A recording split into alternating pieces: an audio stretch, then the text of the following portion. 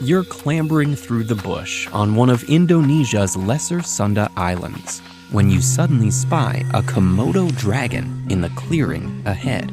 So, what should you do? Are you doomed? Forked tongue flickering, sharp, saw-like teeth glimmering, and strong, scaly body stretching up to 3 meters, Komodo dragons are formidable and the world's largest lizards. They can weigh over 80 kilograms, but that number fluctuates dramatically since they're capable of gulping down 80% of their body weight in a single meal. Komodo dragons are one of dozens of species of monitor lizard.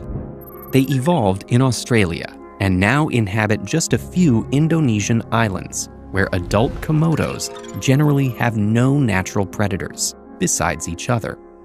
They begin their lives as limber, tree-dwelling hatchlings. Within their first year, they rarely venture to the ground in order to avoid predators, like adult Komodo dragons. Because cannibalism certainly isn't out of the question, juveniles actively hunt insects and other lizards. And once they grow larger, they graduate to the ground, and their diet eventually shifts dramatically to include animals several times their size. They devour deer, pigs, and even water buffalo, bones and all. Komodos can lie in wait for hours alongside game trails, but at the opportune moment, they'll lunge and can reach 17 km/h bursts of speed. Their extremely sharp teeth have serrated edges and tips coated in iron that puncture and tear through flesh, making their bites quite literally metal. But exactly what Komodos owe their hunting successes to, especially when it comes to taking down larger animals like water buffalo, has been debated for decades. Back in the 80s, one researcher proposed that even if their prey initially escapes, Komodo dragon's saliva might store harmful bacteria, which could proliferate in the bite wound and help kill the animal. But researchers have since found that not all Komodo dragon saliva packs such lethal bacteria, and some bite wounds might get infected all on their own. Interestingly, Komodo dragons also have venom glands, which secrete anticoagulant and shock-causing compounds, possibly exacerbating the destructive powers of their bites. But it's unclear whether venom is playing much of an active role. And Komodo's thrashing bites alone seem harmful enough to cause fatal injury much of the time.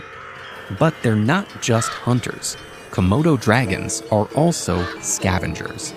With their characteristic undulating walk and their snake-like flicking forked tongue, they're able to gauge the direction of different scents and identify rotting flesh from afar. When one Komodo takes down a water buffalo, dozens may congregate to feed.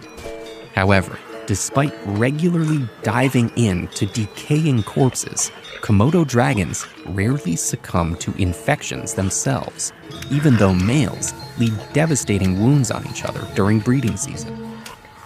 Researchers think this is because their blood is packed with peptides, which are like small proteins, many of which can fight microbes and stimulate the Komodo's immune system. Some of these antimicrobial peptides have proven so promising, they're even being investigated for human antibiotic uses. But how can you protect yourself in the land of dragons? Komodo Island oral tradition holds that a woman long ago gave birth to twins, one human and one dragon. Inextricably connected from then on, the relationship between humans and Komodo dragons was to be governed by respect and coexistence instead of fear and violence. And indeed, Komodo dragons generally avoid humans, unless something like rotting flesh is also on the menu. If you encounter a Komodo, try to stay calm and avoid sudden movements that could pique their curiosity. You're better off orienting yourself behind them or to their side. If one gets close, you could grab a stick and push it against their shoulder or hit their sensitive foreheads. And in the rare event one chases you, try outrunning them, climbing a tree, or jumping into the ocean, because they can run fast over short distances, but they're no marathon runners, and large Komodos can't climb trees anymore and tend to avoid water. It's also worth noting that if you did end up in this situation, it's probably because you illegally ventured into a protected area without an experienced guide. So better to just avoid doing that to begin with.